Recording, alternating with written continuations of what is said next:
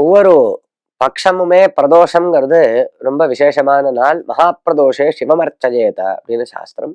அதுலயும் இந்த சனிக்கிழமையில வரக்கூடியதான பிரதோஷத்துக்கு ரொம்ப உயர்வை சாஸ்திரங்கள் குறிப்பிடுகின்றன.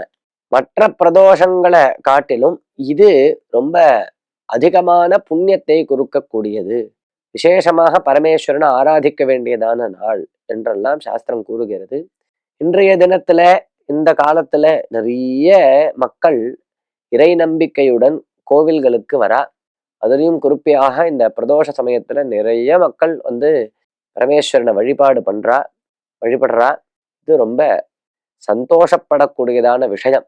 பரமேஸ்வரனுடைய அனுகிரகம் இருந்தது அப்படின்னா நமக்கு நல்ல ஒரு ஆரோக்கியம் கிடைக்கும், மன நிம்மதி கிடைக்கும். பரமேஸ்வரனுடைய அனுகிரகம் இருந்தா நல்ல மனசு நிம்மதியாக இருக்கும்.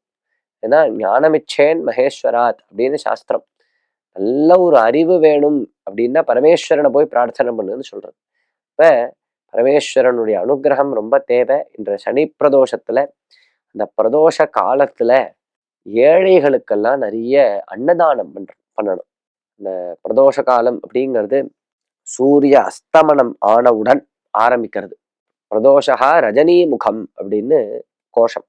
பூஜைக்காக, அதாவது ஆலயங்கள்ல பரமேஸ்வரனை பூஜை பண்றதுக்கும் நந்தியை பூஜை பண்றதுக்கும் விசேஷமாக அஸ்தமனத்துக்கு முன்னாடியே 1.5 முகூர்த்தத்துக்கு காலங்கள் சொல்லப்பட்டிருக்கு. அதுல இருந்து ஆரம்பிச்ச பூஜைகள் நடக்கும். முக்கியமான பிரதோஷ காலம் அப்படிங்கிறது இந்த சூரிய அஸ்தமனம் ஆனவுடன் இருக்கக்கூடியதான அந்த சமயம் இருக்கே. 6 மணிக்கு அஸ்தமனம் அப்படின்னா அந்த 7 மணி வரை இது ரொம்ப பெரிய புண்ணிய காலம்.